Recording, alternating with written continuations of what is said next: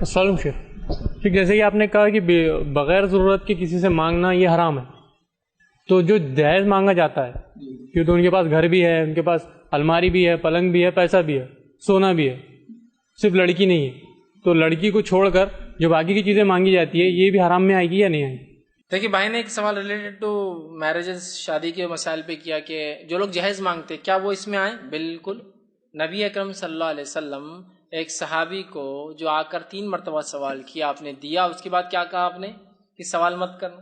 دوسرا روایت نے فرمایا جس کے پاس ہو اور ہونے کے باوجود بھی وہ مانگے، وہ اپنے لیے آگ لے رہا ہے، چاہے تھوڑی لے چاہے زیادہ لے، کوانٹٹی اس پہ ڈیپینڈ ہے، وہ آگ لے رہا ہے. اگر کوئی ان 3 کے علاوہ جو صحیح مسلم کی روایت ہے، جو بیڑا اٹھا لے کسی کے جھگڑا ختم کرنے ادھار کا، جو آفت مصیبت بلا میں پھنسا ہوا ہے وہ آدمی، جو بھوکا ہو ایک وقت کا کھانا نہ، اس کے علاوہ اگر کوئی کچھ کھاتا ہے تو وہ حرام کھاتا ہے، حدیث الفاظ ہے. تو ظاہر سی بات ہے سب کچھ ہونے کے بعد بھی ایک شخص اگر شادی میں اپنے مطلب ایک آدمی جو شادی اپنے بچے کر رہا ہے، وہ آدمی مطلب اپنے سمدھی سے یا ہونے والی بہو کے گھر سے، یا وہ لڑکا جو شادی کر رہا ہے اپنی بیوی سے یا اپنے سسر سے اگر کچھ لیتا ہے جو ظالمانہ طور پر ہے، جس کی ضرورت نہیں ہے اور فطرت سوال کی ہے. بلکہ میں جانتا ہوں ہمارے پاس ایسے بھی پروگرام ہوتے ہیں جن پروگرام میں پہلے بات چیت ہوتی ہے، پھر ایک پروگرام پھر بیٹھتا ہے، اس پروگرام میں طے ہوتا ہے. کیا طے ہوتا ہے نا، وہ ایک رسم ہوتی ہے، ایک طے ہوتا ہے. کیا طے ہوتا ہے؟ ادھر کے بڑے بڈھے وہی بولتے ہیں اپنے نسل میں کہہ رہا ہوں، ٹھیک، جمع ہوتے ہیں اور ایک پروگرام ہوتا ہے. پروگرام کیا ہوتا ہے معلوم؟ کیا آپ کو چاہیے بتا دیجئے، ہم کیا دے سکتے بارگین کر لیں گے تاکہ ہو جائے. اور اس کے لیے طریقہ کیا ہوتا ہے معلوم آپ کو؟ پہلے پورے رسومات ہو گئے، شادی طے ہوگی، رسم ہو گیا، اس کے بعد ایک آدھ پرانا داماد یا ادھر کا سمدھی جو پہلے سے بنا ہوا بولتا بھائی دیکھو رشتہ تو ہو گیا، اچھا ہوگا، لیکن اب ضروری ایک بات میٹنگ اگر ہو جائے تو اچھا ہوگا. بولتے ہاں ضروری میٹنگ ہو جائے تو اچھا ہوگا. پھر اس کے بعد لوگ بیٹھتے ہیں، ایک علاقے میں اس کی پوری رسم ہوتی ہے. اور جو ہے آندھرا پردیش کے لوگوں کے اندر، جو تمل لوگ تیلگو لوگ ہوتے ہیں، ان کے اندر ایک سسٹم ہے، اس کو بولتے ہیں کٹنم. کٹنم کیا ہوتا ہے؟ ایک رسم ہوتی ہے ہندوؤں میں کہ پورا شادی طے ہونے کے بعد بڑے بڈھے بیٹھتے دونوں طرف کے اور طے کرتے ہیں، بارگین کرتے کیا لیا جائے گا، اور وہ کیش لیتے ایک ساتھ، چیزیں نہیں لیتے، بیوقوف نہیں ہم، کیش لیتے ہو تو اس کو بولتے ہیں کٹنم. یہ تیلگو کا لفظ ہے، کیش کیا دوں گے، تو وہ کٹنم طے ہوتی. اب وہ مسلمانوں میں بھی آندھرا کے بہت سارے جو آندھرا کے ادر ریجن کے حیدرآباد اسٹیٹ مطلب حیدرآباد ریجن کی چھوڑ کر ہے، ان کے بھی چلتا کٹنم. میں بھی ایک دن گیا، مجھ سے کسی نے کٹنم والا کٹنم کیا مجھے نہیں پتا، پھر میں نے بلایا، اس نے پورا سمجھایا کٹنم. تو ایک رسم ہوتی ہے. اسی طرح بہت سارے علاقوں میں سے حیدرآباد میں ایک رسم ہوتی ہے، شادی طے ہونے کے بعد بیٹھ کر جہیز کیا لوں گے دوں گے. وہ کٹنم کا سمجھو مسلم ورژن، وہ تیلگو ورژن، یا اردو مسلم ورژن، وہ تیلگو ہندو ورژن، ٹھیک، کہ جہیز کیا لوں گے دوں گے. ٹھیک، ہمارے پاس اورنگ آباد کے علاقے میں چھپکے وہ دے دیا جاتا ہے، بٹ نیچرل انڈرسٹوڈ کہ پہلے داماد سمجھ نا، پہلی بیٹی کو 6 لاکھ دیا تھا، ہم نے جو بہو لایا اس نے کتنا دی، تو وہ بات چیت میں بٹ نیچرل انڈرسٹوڈ ہو جاتا کہ واٹ از دا ایکسپیکٹیشن، کیا وہ امید کر رہے ہیں. یہاں ایکسپیکٹیشن نہیں ہوتی، یہاں سیدھا ڈائریکٹ کلیئر کنفرنٹیشن، بات چیت چلیے، آ گئے لوگ جمع ہو گئے، چلو بات چیت بھائی یہ سب تو ہو گیا، یہ جو رشتہ ہو گیا، یہ سب سائڈ لائن ہے، کوئی مسئلہ نہیں. اب کیا طے ہو رہا؟ بولے اب طے ہو رہا جہیز کیا نہیں. اچھا کچھ لوگ تھوڑا اس کو اچھا نام دیتے، مہر کی بات چیت ہو رہی. ایک ہی بات چیت ہو رہی مہر کی، جو کبھی دینا نہیں ہے، اور اگر دیا بھی جائے گا تو 2-5 ہزار سے زیادہ ہوں گا بھی نہیں وہ، اور وہ کبھی زندگی بھر دینے والا بھی نہیں. ٹھیک، نام دیکھیے مہر، چلیے مہر کا تو ہو گیا ماشاءاللہ 5,000. اب جو ہے لڑکے کے جوڑے سے بات پھر آگے شروع ہو گئی. اب جوڑا ہے،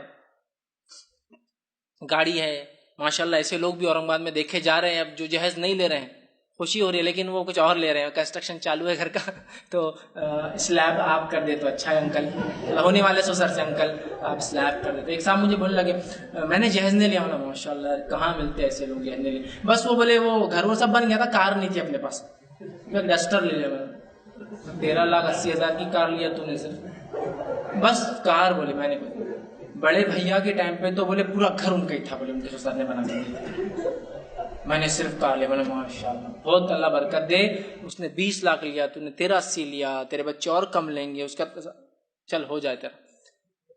اندازہ میں نہیں لیا، جہیز نہیں لیا. بولے جہیز بولے تو کیا، جوڑا گھوڑا پلنگوں نہیں لیا. بولے میں نے گاڑی لیا. ایک صاحب بولے ہم نے سلیب ڈال لی، 6.5 لاکھ انہوں نے بڑی بچی کو دیے تھے، ہم کو بھی آفر دی 6.5، ہم نے بولے سلیب ڈال دو ہمارے گھر کا، انہوں نے سلیب ڈال دی.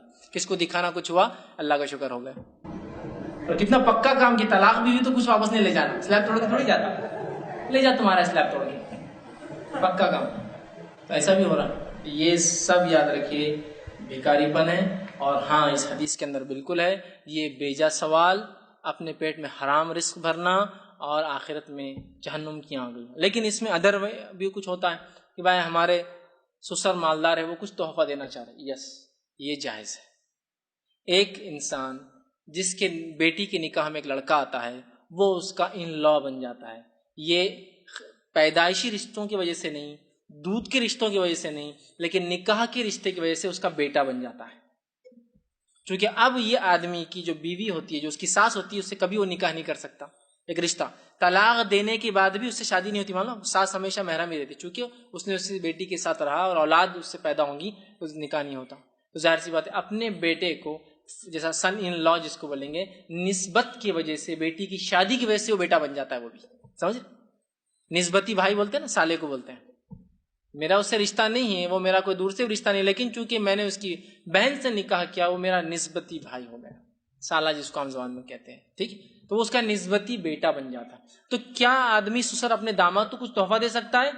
ہاں, تحفہ دینے میں کوئی مانیت نہیں ہے, لیکن تحفہ بشکل جہیز ہی نہ ہو کہ جہیز کو الٹرنیٹ نیم میں نہیں دے رہا ہوں. نہیں تو آپ بولیں گے اچھا نیا نام دے دی فیض بن, چلو اچھا ہو گیا, اب اپن تحفہ بول کے لیں گے بھائی کٹنم بھی نہیں اور جہیز بھی نہیں. تحفے کی مجلس, کیا تحفے آپ دیں گے؟ میں سمجھتا ہوں اتنی عقل تو آپ کو بھی ہے, تحفہ مانگ کر لیا نہیں جاتا. ٹھیک, تو لہٰذا اگر کوئی سسر اللہ نے خوب دے رکھا ہے تو کوئی مسئلہ نہیں, اور اپنے کو اپنے بیٹے کو جو کہ اس کا نسبتی بیٹا, اس کی بیٹی اس کے نکاح اس نے کیا ہے, وہ اس کو دینا چاہتا ہے کہ بھائی ایک گھر تمہارے لیے, چونکہ اللہ نے اس کو 50 گھر دیے, ایک گھر کیا ہے اس کے, دینا چاہتا ہے, کوئی مسئلہ نہیں, یہ کوئی مسئلہ نہیں. اس لیے کبھی کبھار ہوتا ہے اللہ نے کچھ لوگوں کو دے رکھا ہوتا ہے, جیسا کہ ایک آدمی اس کو بیٹیاں ہیں سب, بیٹا ہی نہیں. اب جب شادی ہو جاتی تو وہ بولتا داماد کو کہ اب تو ہم گزرنے والے عمر ہو گئی, وراثت بھی بیٹیوں میں تقسیم ہوں گی اور خاندان بڑا چھوٹا ہے, اگر آپ ہمارے پاس ہی آ جاتے, دیکھ بھال ہماری بھی ہو جائے گی, گھر کی ہوں گی, اور ہماری بیٹی ہمارے پاس ہی رہے جس سے ہماری خدمت ہو جائیں گی, اس لیے کہ ہمارے لیے بہت ممکن نہیں کہ ہماری خدمت اب کوئی کرے, ہم کو تو بیٹا ہے نہیں. اور اگر لڑکا راضی ہوتا ہے تو ہم اس پہ ٹانٹ نہیں مار سکتے کہ تو جو ہے گھر جمائی بن گیا, تو سسر کا کھاتا ہے. اس لیے کہ کوئی پڑوسی آ کر اس کی مدد کرے, اس سے اچھا اس کا داماد اس کی مدد کرے, اتنا سمپل ہے.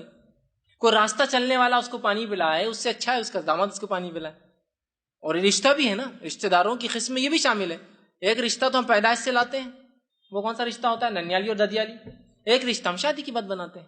رشتے 3 ہوتے ہیں, ایک رشتہ جو پیدائش سے انسان لاتا ہے, ایک رشتہ جو انسان دودھ کی وجہ سے قائم کرتا ہے, ایک خون کی وجہ سے, ایک دودھ کے وجہ سے, اور ایک 3 نسبت کی وجہ سے, شادی کی وجہ سے ہوتا ہے. تو شادی ہے تو رشتہ دار ہے, بالکل ان کا حق ہے, تو بہرحال کر سکتے ہیں. تو تحفے درست ہے, لیکن یہ جہیز کو الٹرنیٹ نیم دے کے نہیں دیا جائے گا. یہ بھی نہیں کہ ہم 8 دن پہلے تحفہ بھیج دیتے آپ کے گھر پر, یہ بھی جہیز کی شکل ہے. 8 دن پہلے داماد کے گھر پہ پورا چیز, فرنیچر, فریج, یہ پلنگ, سب جوڑا گوڑا 8 دن پہلے, نکو بولے بدنامی اپنے کو نہیں لینا ہے. یہ کیا تھا, تحفہ تھا. یہ بھی ایک جہیز کی شکل ہے. تحفہ کوئی بھی انسان اتنا بڑا نہیں دیتا ہے, سوائے اس کی حیثیت کے اعتبار سے کہ اس کے لیے وہ معمولی چیز ہے. تحفہ کبھی بھی انسان اپنی حیثیت کا معمولی حصہ دیتا ہے نا. جس کی ارننگ 1000 روپے ہے, تو کیا آپ نے دیکھا اس کو 1200 روپے کا تحفہ دیتا کسی کو؟ 1000 اپنے 200 ادھار لا کے تحفہ. جہیز تو ہی ہے نا, وہ پورا لگا کر, ادھار لے کر, زیورات بیچ کر اپنے گھر کو برباد کر کے دیتا ہے. تو بہرحال تحفہ الگ چیز ہے, لیکن وہ لینا ظاہر سی بات ہے سوال کرنے میں آئیں گا, اور ایسے سوال کرنے والوں کا پیٹ کبھی نہیں بھرتا. اور اللہ تعالیٰ ایسے لوگوں کو دنیا میں بھی ذلیل کرتا ہے, ان کی بچیوں کے نکاح میں وہ ذلیل ہوتے ہیں. اس لیے کہ آج تو 1 لاکھ میں مالا نپٹ جائے گا, بچی تک پتہ نہیں روپیہ کتنا گر جائے گا, ہو سکتا 10 لاکھ روپے, 1 ملین لگے گا اس کو. اس کے داماد کو خوش کرنے کے لیے, جو اس نے خوش ہوا 1 لاکھ میں, اس کو لگیں گے 10 لاکھ, اور پتہ نہیں. تو ہم کو سسٹم کو روکنا ہے. یہ بھی بیجا سوال قناعت پسندی کے خلاف, مومنانہ صفت کے خلاف ہے.